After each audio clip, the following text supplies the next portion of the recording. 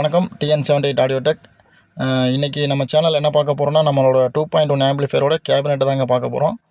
So ஒரு ஆம்பிளிஃபையருக்கு ஒரு அழகே வந்து கேபினெட் தாங்க. அது நம்ம வீட்டுக்கும் கொஞ்சம் பார்க்குறக்கு லுக்காக இருக்கிற மாதிரி நம்ம சூஸ் பண்ணியிருக்கிறோம். இது வந்து பார்த்திங்கன்னா ஃபுல் அண்ட் ஃபுல் பிளாக் பேனலுங்க.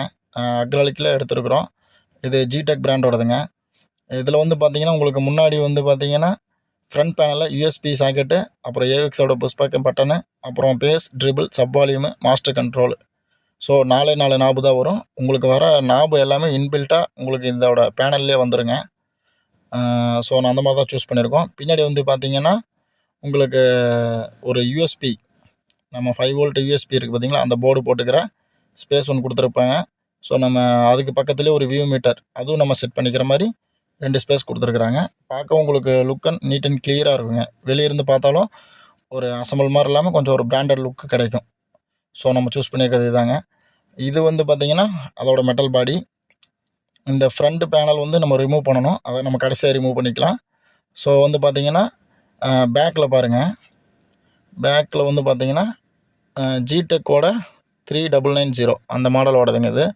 இது வந்து 2.1க்கு ரொம்பவே சூட்டபுளாக இருக்குங்க. நிறையா பேர் அந்த அசம்பிள் பண்ணுறவங்க எல்லாருமே இந்த மாடல் தான் சூஸ் பண்ணுவாங்க. என்ன காரணம்னு கேட்டிங்கன்னா கொஞ்சம் ஸ்பேஸும் இருக்கும், நீட் அண்ட் கிளியராக இருக்கும் பார்க்குறக்கும். இதில் வந்து பார்த்திங்கன்னா உங்களுக்கு ஃபியூஸ் ஹோல்டர் கொடுத்துருக்குறாங்க.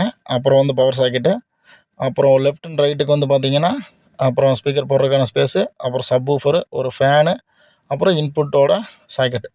அவ்வளோதான். ஃபினிஷிங் வந்து பார்த்திங்கன்னா பின்னாடி வந்து உங்களுக்கு சூப்பராகவே இருக்கும். ஒரு ரொம்ப இது இல்லாமல் கொஞ்சம் பார்க்கவும் பக்கா லுக்காக இருக்கும்.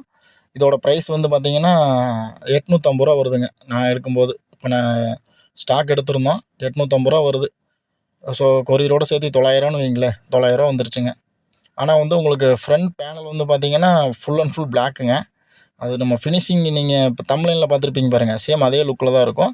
இப்போ பாருங்கள், நம்ம அதோட ஃப்ரண்டோட இதை வந்து நம்ம கழட்டிட்டோம். ஸோ இது வந்து நம்மளுக்கு தேவையில்லாத பார்ட்டு, அதனால தான் நம்ம கழட்டிட்டோங்க. ஏன்னா நம்ம வைக்க போகிறது முன்னாடி இந்த ஃப்ரண்ட் பேனல் தான் வைப்போம். ஸோ நம்மளுக்கு அந்த ஸ்பேஸ் தேவைப்படாது. அதனால தான் நம்ம அதை ரிமூவ் பண்ணிட்டோம்.